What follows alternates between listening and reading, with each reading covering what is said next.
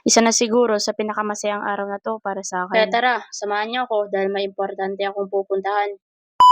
What's up guys? It's me again, Tin. Panibagong araw at wala munang latag sire ngayon. Kung maaalala nyo sa mga nakaraang video ko, lagi ko nga sinasabi sa inyo na may pinag-iipunan ako. At ngayong araw na to, malalaman nyo na nga kung ano yung pinag-iipunan ko. Sa mga oras na to, maaga pa kaya nag-ayos na ako. Nag-jacket lang nga ako at nagsuot ng sombrero dahil mainit nga sa labas. At kinuha ko lang yung bag ko dahil doon nakalagay yung mga gamit ko. Wala nang paligoy-ligoy pa kaya tara na. Sa panahon ngayon, mahirap kumita ng pera lalo na pag wala kang trabaho. Yung kailangan mong magsumikap para kumita ng pera at makapag-ipon. Kaya sa akin, wala man akong trabaho pero nagsisikap ako. Kaya ngayong araw na to, ipapakita ko sa inyo na hindi imposible ang kumita ng pera basta madiskarte ka. Nakita nyo naman siguro kung paano ako nagsimula. Hindi ko din naman naakalain na umabot ako sa ganitong punto. Pero kung may isa akong dapat pasasalamatan, yun ang Diyos. Kasi hindi niya ako pinabayaan sa mga bawat hakbang na ginawa ko. Bagkus, mas naramdaman ko yung present niya sa buhay ko. Alam niyo kung bakit ko nasasabi to?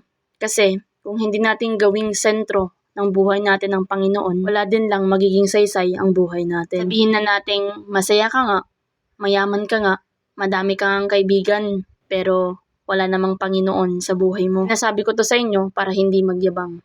Pero what if gawing mong sentro ng buhay mong Panginoon? Wala namang mawawala eh.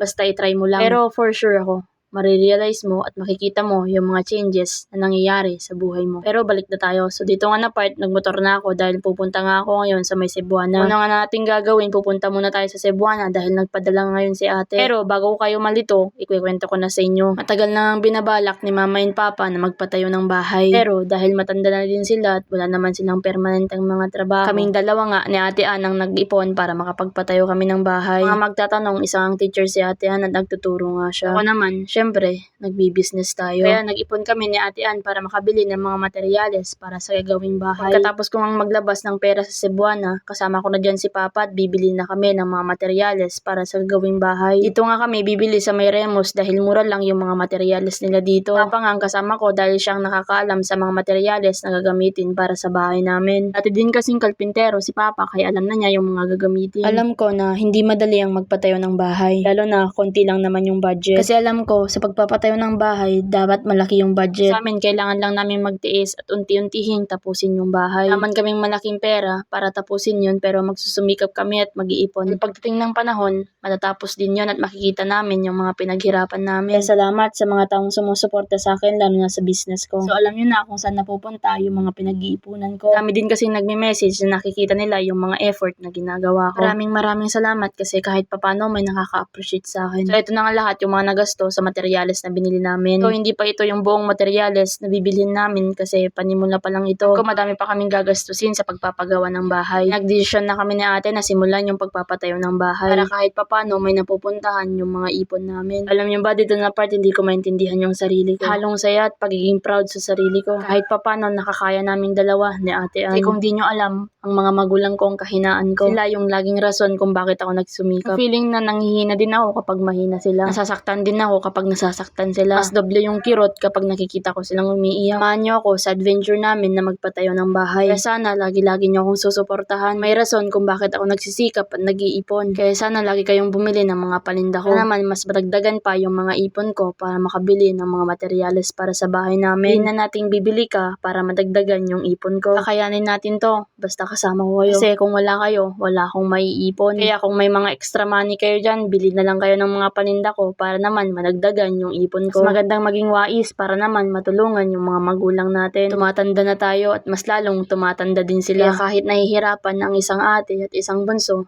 alam ko magsusumikap yung mga yan para sa mga magulang. Dito nga na part, naiiyak ako kasi sobrang saya. Sobrang proud ako, lalo na kay Ate Ann at sa sarili ko. Kaya akalain mo nakapag-ipon at nakabili ng mga materyales para sa gagawing bahay. Kaya lagi-lagi akong magpapasalamat sa inyo. Sa simpleng pagbili at pagsuporta ng business ko, nakakaipon na ako. Kaya kung makikita nyo ako sa gilid-gilid na nagbebenta, bumili kayo. Kasi madami pang pag-iipon ng gagawin ko para matapos yung bahay na ipapagawa namin. So, paano ba yan? Alam nyo na kung bakit nag-iipon ang isang teen. Hindi Hindi basta-basta sumusuko ang isang taong tulad ko na madami pang pag-iipunan para sa mga magulang. So, nakarating na nga ako sa bahay. So, kaya na nga naipakita ko sa inyo yung kabuuan na nagasto para sa mga materyales. Bali 25,000 nga yung pera na hawak ko. Bali 23,800 plus nga yung nagamit para sa mga materyales. 1K nga binigay ko kay Papa kasi pambili niya daw ng merienda ng mga trabahador. So, bali ang naiwan lang sa akin nasa 1,000 plus. Ito naman balak kong gamitin para sa pandagdag ng mga bids ko. So, paano ba yan? Alam nyo na kung saan napupunta yung mga ipon ko. Abangan nyo pa yung mga susunod na vlog ko para sa bahay namin. So, paano ba yan? Ako nga pala si Tin, tambay lang pero may pangarap. Bye-bye!